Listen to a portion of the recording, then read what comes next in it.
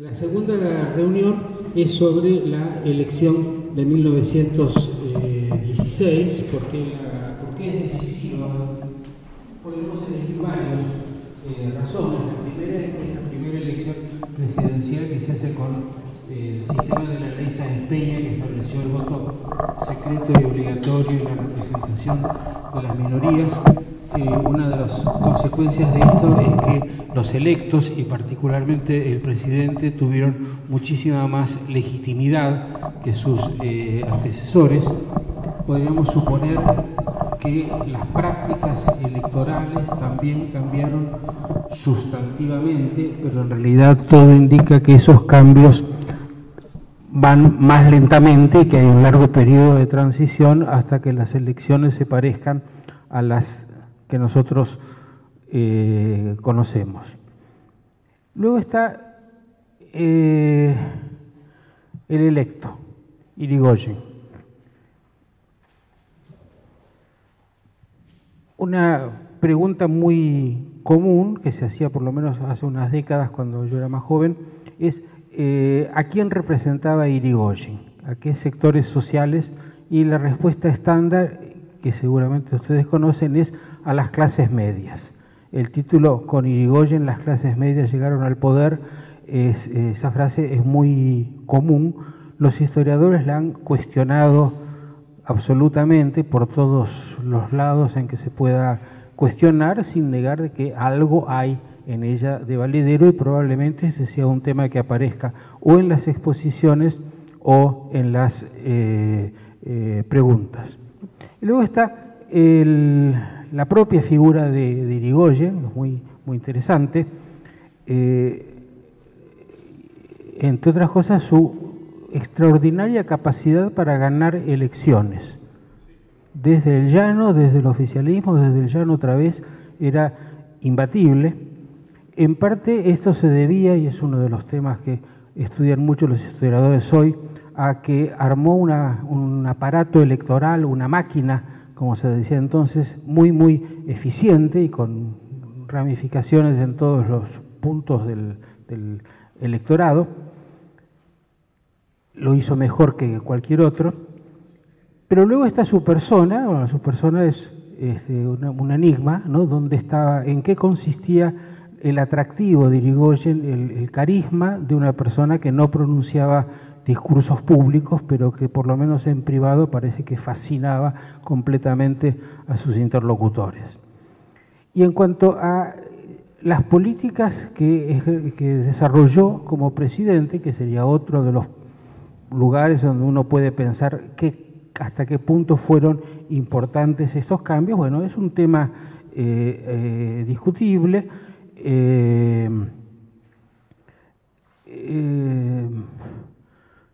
Hay una cosa que hay que tener en cuenta, es que entre la Primera Guerra Mundial y la crisis social alrededor de la época de la Semana Trágica, crearon un país bastante difícil de gobernar, o por lo menos bastante más difícil que antes, ¿no? Pero una pregunta es hasta qué punto las intenciones de Irigoyen y las cosas que promovió significaron un giro de 180 grados o un giro de 90 grados o quizás solo de 30 grados. Todos temas opinables y sobre los cuales se ha opinado mucho. Una de las dificultades del gobierno de Irigoyen es que tuvo una oposición muy fuerte, que no le podía ganar las elecciones, pero sí podía bloquearlo de distintas maneras. Una oposición que reunió gente que estaba en el centro político con gente que estaba a la derecha y sobre todo muy activamente en una nueva derecha nacionalista que se forma en la época. Esas son las razones por las cuales pensamos que era importante incluir esta elección en este ciclo. Y para esto hemos invitado a dos historiadoras que han trabajado especialmente sobre estos temas. La que tengo a mi lado es Ana Virginia Percelo, o van a oír que la llamamos Vicky Percelo, que es su nombre más oficial, que escribió una historia del radicalismo y bastantes otros trabajos, ¿no? Es, de algún modo, la referente entre los historiadores para el tema del radicalismo.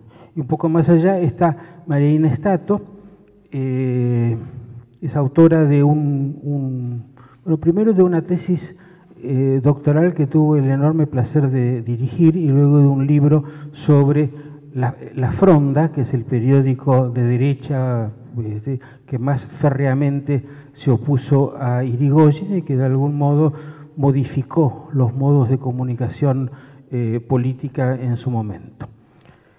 Entonces, ahora, terminada esta introducción, dejo a cargo a nuestro moderador titular, Eduardo Lázari. Quiero pedir un par de medidas ordenadoras. Les pido por favor que apaguen o pongan en vibrador los celulares, por una cuestión de respeto entre todos quienes estamos aquí. Y la dinámica es bastante sencilla. Yo tengo la misión de lograr que las historiadoras se peleen, así que haremos algún comentario, pero vamos a utilizar la dinámica habitual que ha resultado muy buena, que es una exposición de cada una de ellas de aproximadamente 20 minutos, luego una suerte de réplica de cada una de ellas por 10 minutos y finalmente pasar a las preguntas, que son las que alimentan desde el interés de ustedes lo que puede ser este debate intelectual. Así que le cedo el micrófono a Vicky Percelo y vamos a empezar hablando de en qué andaba el radicalismo en 1916 y algo más, ¿no? Gracias por la invitación, a los organizadores, al público por estar, que no me dé vuelta, me está diciendo que no dé vuelta la cabeza sin llevar el micrófono, me está diciendo.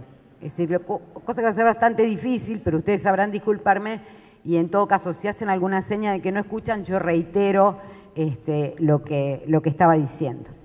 Bien, voy a tratar de hablar de 1916, no sé si voy a cubrir la expectativa de todos los temas que planteó Luis Alberto en la introducción, pero por lo menos alguno de ellos. En realidad voy a empezar citando un artículo que en 1922 Carlos Rodríguez Larreta, que había sido el ministro de Relaciones Exteriores del presidente Quintana, escribió para La Nación un artículo donde se ocupaba de la última de las revoluciones radicales hasta ese momento, que fue la de 1905. En ese artículo, Carlos Rodríguez Larreta se preguntaba cuándo se habían constituido las mayorías radicales. En realidad, Rodríguez Larreta, aún varios años después de que Irigoyen había ganado la presidencia de la Nación, se preguntaba sobre los motivos del triunfo en el 16, triunfo sorpresivo, triunfo inesperado. En realidad, él se preguntaba si las mayorías radicales ya estaban en 1905, cuando el radicalismo organizó la última revolución, o se habían constituido entre esa fecha y 1916. Y se preguntaba también si no habrían aumentado los cuadros radicales el horror al vacío que había provocado la ley Sáenz Peña, la ley de 1912. Es decir, en 1922, todavía, como digo, Rodríguez Larreta necesitaba explicar el triunfo del 16. ¿Qué es lo que hace que el radicalismo gane las elecciones del 16? En realidad se la asocia directamente con la ley Sáenz Peña, o sea, la ley electoral del 12 modifica la construcción del padrón, les da más garantías a los votantes, establece la obligatoriedad y el secreto, porque la universalidad ya estaba establecida. Sí, es decir, la reforma del 12 la podemos pensar como una condición necesaria, pero no como una condición suficiente para explicar el triunfo radical. Por otra parte, tenemos a los sectores conservadores. Bueno, cuando digo conservadores, y de esto sabe mucho más María Inés, Me refiero a esa cantidad de grupos, de partidos provinciales que no lograban articularse en un partido a nivel nacional. Podríamos decir, bueno, fue la imposibilidad de estos sectores en aglutinarse, en unirse, en armar una coalición electoral para armar al radicalismo, lo que explicaría también, junto con la ley Sáenz Peña, el triunfo de los radicales en 1916, ¿no? Estos sectores no logran articularse a pesar de que la demanda del presidente Sáenz Peña, la demanda de la gran prensa, cuando digo gran prensa estoy pensando sobre todo en La Nación, la demanda de muchos de los publicistas que escribían en las revistas en esa época era que los conservadores debían articularse en un partido nacional. Pero esto no pasa. Unirse. Entonces, dos cuestiones, reitero. Modificaciones en la ley electoral, imposibilidad de los sectores hasta ese momento hegemónicos, dominantes, gobernantes, en unirse. Sigo pensando que sí, que todo esto es así, pero que no es suficiente para explicar el triunfo del 16. Entonces, yo voy a intentar referirme, y ustedes después me preguntarán lo que sea necesario, al radicalismo. O sea, voy a tratar de hablar de qué pasa en el radicalismo, qué es lo que dentro del radicalismo posibilita ese triunfo. Y voy a volver un poco atrás, no mucho, muy atrás, porque los historiadores tenemos el vicio de volver muy para atrás. Yo voy a volver a 1903. Es decir, 1903, cuando la UCR se reorganiza después de un periodo bastante largo de ausencia del escenario político, ¿no? O por lo menos de poca presencia en el escenario político. En 1903 se recuperan, los dirigentes radicales recuperan todas las consignas que los habían aglutinado previamente. Vuelven a reivindicar la Revolución del Parque, que se había producido en 1890. Se proponen antiacuerdistas, como en 1892. Vuelven a plantear la revolución como una instancia posible para abrir el proceso electoral. Es decir, vuelven a los orígenes y en ese momento numerosos dirigentes provinciales empiezan a recibir cartas de Buenos Aires, de la capital federal, de otros dirigentes que los llaman a reagruparse, que los llaman a organizar las filas. En ese momento, reagruparse, reorganizar las filas, ellos mismos lo plantean, no tiene que ver con ponerse en condiciones electorales. Todavía no. Ellos siguen pensando que deben sustraerse del escenario electoral, siguen reivindicando la abstención como estrategia. En realidad, el llamado a reagruparse, el llamado a unirse, es un llamado en pos de organizar una revolución para forzar el proceso, para forzar el sufragio libre, digamos, ¿no? Esa es la convocatoria de 1903, preparar una revolución. Entonces, abstención, intransigencia, revolución, se apela a estas tres estrategias para forzar el proceso electoral, pero no para participar de las elecciones. No para volver al escenario electoral, no todavía. En realidad, ellos le atribuyen a no participar del escenario electoral la posibilidad de poder seleccionar a los cuadros que van a configurar el partido de allí para adelante.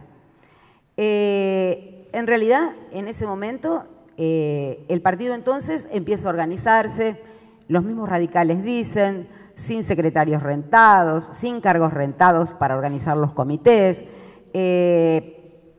y con directivas encuadradas y ceñidas a la palabra de Irigoyen.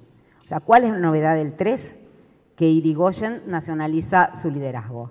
Es decir, es en el 3 cuando Irigoyen aparece realmente como el líder de un partido y cuando ese liderazgo deja de ser un liderazgo bonaerense o metropolitano y se nacionaliza, ¿no? Es Irigoyen quien da las directivas, es Irigoyen quien adoctrina, quien catequiza, quien manda emisarios al interior para reunir cuadros para hacer la revolución de 1905. Pero en ese momento los dirigentes, tanto metropolitanos como bonaerenses, tienen una preocupación. La preocupación es quiénes y en qué condiciones se iban a sumar al radicalismo, quiénes iban a engrosar los cuadros, quiénes iban a aceptar ese llamado a abrir las filas. En realidad, Vicente Gallo, un dirigente radical que después va a ser fuertemente anti-irigoyenista, manifiesta esta preocupación, la manifiesta sobre todo en una carta a un dirigente radical tucumano que le dice: la Unión Popular, que es un partido provincial de Tucumán, se va a unir. Y Vicente Gallo le contesta a Eugenio Méndez, que es el dirigente tucumano: ¿se va a unir cómo? ¿Va a declararse radical? Digamos, ¿se va a sumar? ¿Va a aceptar las directivas de nuestra jefatura? ¿Se va a sujetar a la autoridad nacional del partido? Porque si esto no es así y nosotros conformamos los cuadros de otra manera, si ganamos, si ocupamos el poder en algún momento, las disidencias nos van a anarquizar. La batalla se va a ver empañada, digamos, por aproximaciones adventicias, ¿no? En la terminología radical. Abrir las filas a todos aquellos que estuvieran dispuestos a hacer profesión de fe radical, pero cerrar las filas a los que en realidad solo quisieran acuerdos electorales transitorios, ¿sí? A eso el radicalismo le llama intransigencia. Ese es el antiacuerdismo, digamos, ¿no? Esa preocupación que Gallo tenía en el 3 es una preocupación que se vuelve a manifestar en el 12. Ahora sí, cuando después de dictada la ley Sáenz Peña, el radicalismo va a intentar ponerse en condiciones de afrontar un sufragio ampliado. Ustedes saben que las primeras elecciones donde el radicalismo participa es en Santa Fe, ¿no? Y la dirección del partido, llámese Irigoyen, acepta que el partido se presente a esas elecciones santafesinas, ¿no? Entonces, Irigoyen ahí vuelve a plantear la preocupación de Gallo, cuando el Partido Constitucional de Santa Fe le dice que va a articularse, va a sumarse al partido radical. Ahí, Irigoyen, ¿qué dice? Irigoyen dice: recuerden que dejamos la abstención y la conspiración para pasar a la militancia política, ¿sí? Triunfar requiere el número, sí, es cierto, pero ya no podemos elegir a los hombres que nos van a acompañar como lo estuvimos haciendo en la etapa precedente. Entonces, ¿qué le dice a los santafesinos? Trancen lo menos que puedan con la realidad. Es decir, acuerden, pero acuerden de la manera que favorezca mejor al radicalismo. Lo que quiero decir con todo esto es que entre 1912 y 1916, este llamado a alistarse, este llamado a abrir las filas, trae una serie de incorporaciones que amplían las bases del partido. En principio vuelven los escindidos, vuelven aquellos que se habían ido del partido en determinadas coyunturas por distintos motivos. Pero además empiezan a sumarse desgajamientos de los partidos conservadores, liberales, concentracionistas provinciales, que se suman en ese momento entonces al radicalismo.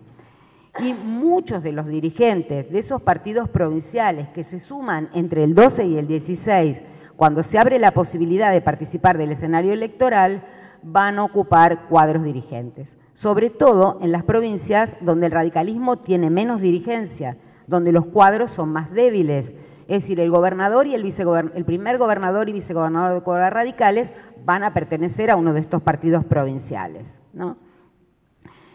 Bueno, tendría muchos otros ejemplos. Entonces digo, acá hay una primera tensión, o por lo menos en las lecturas que los propios irigoyenistas hacen de su propia historia, hay una tensión. Es decir, hay incorporaciones que los radicales hubieran considerado hasta ese momento adventicias, ¿no? Y los del ostracismo, los de la Revolución del Parque, los de los sacrificios de 30 años, sienten que, como ellos les dicen, los de la mesa servida, digamos, vienen a ocupar posiciones que a ellos les corresponderían, ¿no? Entonces, cuando Del Mazo, por ejemplo, no sé si escucharon hablar de este radical, forjista, que escribe una historia del radicalismo, una lectura irigoyenista de la historia del partido, dice, esas incorporaciones fueron las que nos debilitaron. Esas incorporaciones que se hicieron entre el 12 y el 16, en realidad hicieron que el partido, en lugar de combatir al régimen, se incluyera en la propia lógica del régimen, ¿no? En realidad esos cuadros se incorporaron, es probable, por el horror al vacío del que hablaba Rodríguez Larreta en 1922, provocado por la ley Sáenz Peña, ¿no? Pero las fronteras del radicalismo en esta etapa no se amplían solo con los previamente escindidos o con estas incorporaciones de destacamientos provinciales. En realidad, la tarea de reclutamiento cubre todo el territorio. En todo el territorio se construye una vasta red de comités cuyos dirigentes se elegían anualmente con el concurso de los afiliados, y esos comités son los que arraigan al partido en el territorio, son los que nacionalizan al partido, y esos comités cumplen actividades que tienen van mucho más allá de la propaganda, ¿no? Mucho más allá de las conferencias, mucho más allá del reparto de volantes, ¿no? Algunos incorporan centros de salud, otros incorporan asesorías jurídicas, organizan conciertos, participan de los carnavales, o sea, empiezan a participar de las estructuras locales. Cito rápidamente a un historiador que escribió una historia del radicalismo que se llama David Rock. David Rock comenta que en 1915, en Valvanera Sur, durante 37 días, él dice, se imprimieron 1000 circulares, 6000 panfletos, 7400 carteles. Pero eso no fue todo. En esos 37 días se repartió pan y además se revisaron 172 asuntos legales de miembros de esa comunidad. Es decir, el comité arraiga, ¿no? Arraiga al partido en el territorio.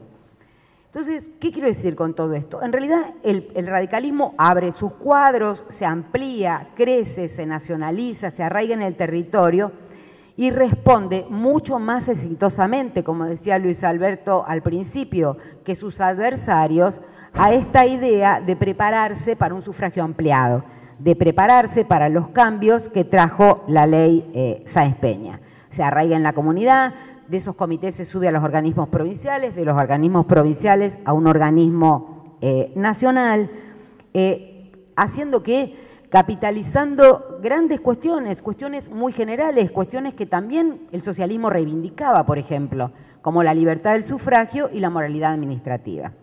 Es decir, ese partido que se está arraigando territorialmente, que está creciendo a nivel nacional, en realidad se propone construir la nación en clave democrática.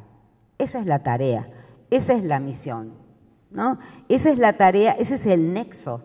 Ese es el nexo que aglutina a todos los que se juntan, independientemente, como decía Luis Alberto al principio, de los intereses que representaban. O sea, no es la clase media a la que el partido apela, ¿sí? El partido apela a todos aquellos, a todo el pueblo, a todos aquellos que estén dispuestos a construir la nación en clave democrática. Esa es la misión, ¿no?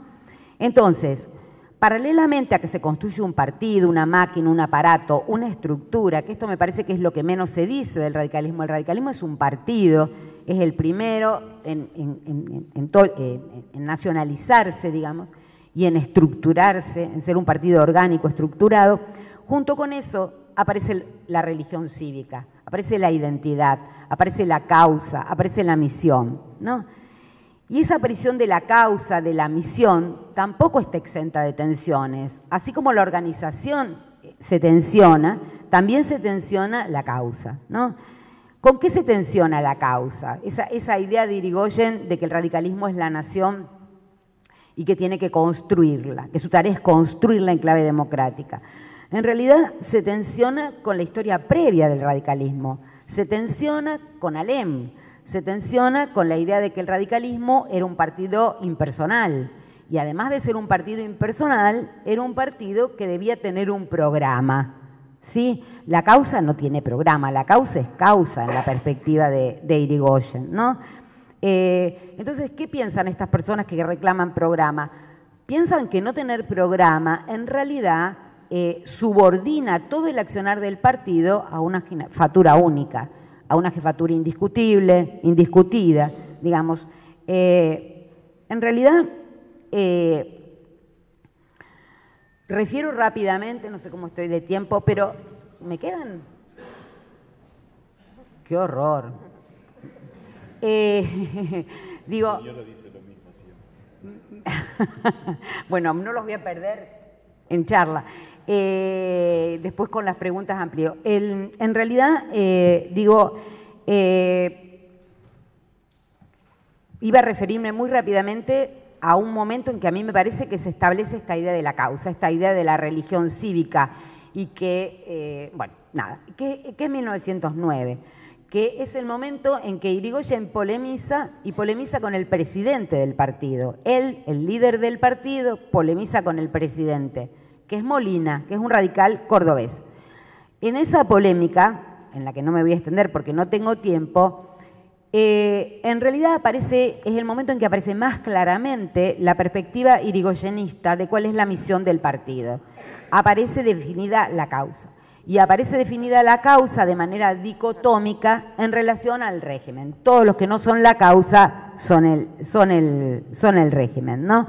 En realidad, ese me parece que es el momento. Entonces, entre 1903 y 1906, 1912, si quieren, se organiza la estructura del partido, ¿no?